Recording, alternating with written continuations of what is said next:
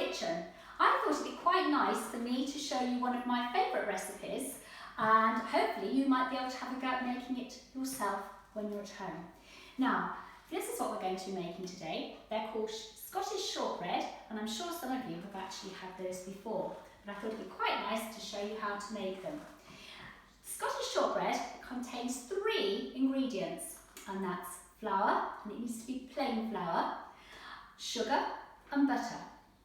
And so I'm going to show you step by step how we're going to make it. First of all, you need to, well, what do we need to remember to do? We need to make sure that we've washed our hands. And I know all of you, especially those in hospitality, are really good at remembering the food and hygiene safety rules. So I've washed my hands and I'm ready to go. So let's get started. So the first thing that we need 125 grams of butter, which I've actually weighed out earlier, just to save a little bit of time. So that's my 125 grams of butter in my bowl. The next thing that we need to add to the butter is the sugar, and that's 55 grams of caster sugar. Now, caster sugar is slightly different to granulated sugar. Perhaps I can show you. It's much finer. If you haven't got any caster sugar at home, you could in fact use ordinary granulated sugar. It's just a little bit thicker. So it might be something just for you to trial and see what happens. Likewise, if you haven't got any plain flour, you can always try and make this recipe with self-raising. It should still work. Okay, so that would be a bit of a test, a bit of a challenge for you. So into the bowl with my butter, I'm going to add 55 grams of caster sugar. And then, you see, there we are. So butter and caster sugar in the bowl.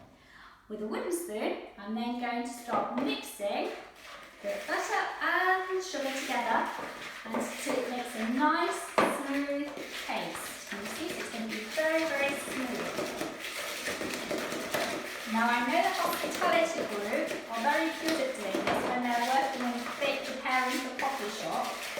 So, off we go. So, a little bit of elbow flour. And mixing it so it's nice and smooth and slightly lighter in colour. If I wasn't actually being filmed doing this, I would probably take longer. There we are. So, you've got the idea. So, we've mixed together the butter and the sugar. Okay. Now, the next thing we're going to add is the flour. Now, the flour, I have got 180 grams of plain flour, which again, I weighed out earlier. Okay, so into my bowl, I'm going to start gradually adding the flour until it forms a sort of a paste, quite a thick paste. Okay, so in it goes. And keep stirring. Oops. Try not to get the flour over on the side like I've done. Okay, and I'm going to add the rest.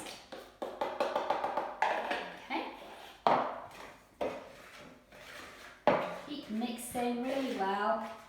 And can you see it's starting to look more like a dough?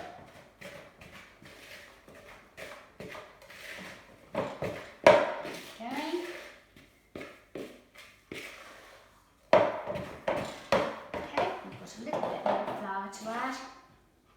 And I hope you're all finding lots of things to do whilst you're at home. And I hope you're helping around the house, doing all those household jobs, which is great because it all helps towards those of you that are doing anal moves, it will all help towards that. So, right, okay, I think just a little bit more flour. There we are, that's all of it. And again, I'm going to just keep mixing it round. And can you see how it's becoming really firm now and it looks like a dough? A bit like a bread dough, isn't it? Right, okay. Let's get another spoon just to scrape off my wooden spoon. I don't know whether any of you have been out clapping on a Thursday night for the National Health Service to show our support. I've been going out with my wooden spoon and a saucepan. In fact, I've had two. This is my third wooden spoon because I've broken 2 already. Right, okay, so onto my board, I'm going to put my dough. Now I need to get a little bit of flour, just to lightly flour my rolling out board. Normally I'd be doing this on one of my work surfaces, but if I did that you wouldn't be able to see me, so hence I've got this work surface I'm using. Okay, so once it's into a ball, we're then going to start rolling it out. So rolling pin, okay, and off we go. And then just keep turning it round so it doesn't stick. Okay. And you need to roll it out so it's about 1 centimetre thick, which is about like this. Okay, we don't want it too thin. If we have it too thin, when we put the biscuits in the oven, they're going to burn. Can you all see that? Okay.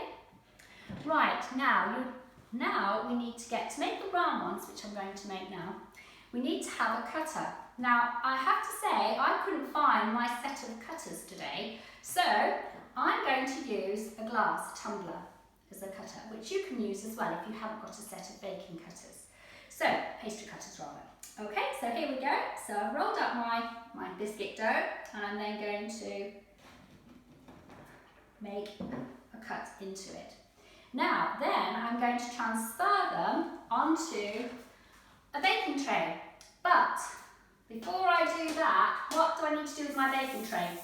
I'm sure you'll be thinking, yes, Sarah, don't forget to grease it, because otherwise they'll stick. Okay?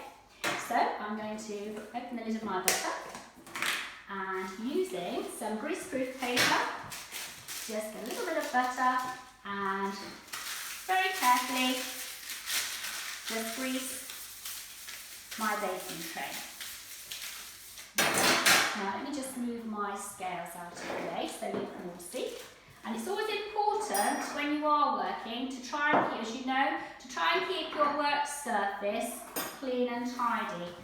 So as you can see, I'm not terribly tidy at the minute. I'm not. Okay, so I've cut out my first round, and then I'm going to place it onto the baking tray, like so. Okay, and let's do another one. I'm just going to make 6 for now, just to show you what we can do. But then I'm sure whilst you're at home, you could think about doing different shapes. Okay, going back to the ones that I showed you at the start, you could make some shortbread fingers. And I'm going to leave that as a bit of a challenge for you to have a go and see if you can do some shortbread fingers. And what I did to make the top of these is you get a fork and you just fork the top before they go into the oven. Okay, but back to my round biscuits. So I've cut another one. There we are. And we keep going.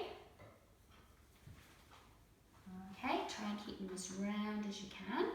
So I've got one more over here.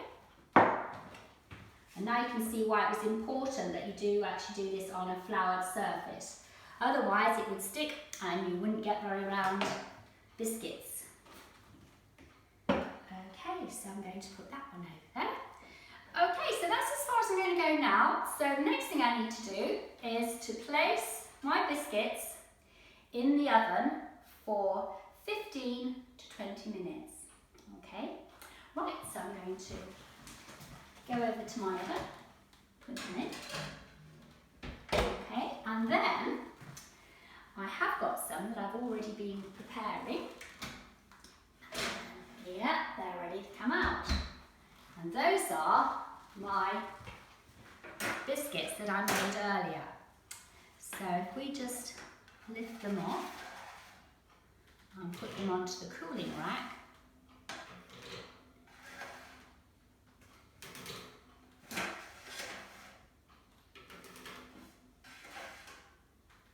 There you have some shortbread biscuits. Okay, and that's really the end of my demonstration. But what I'd like to say to you now is, have a go yourself, let me know how they turn out. Okay, thank you for watching.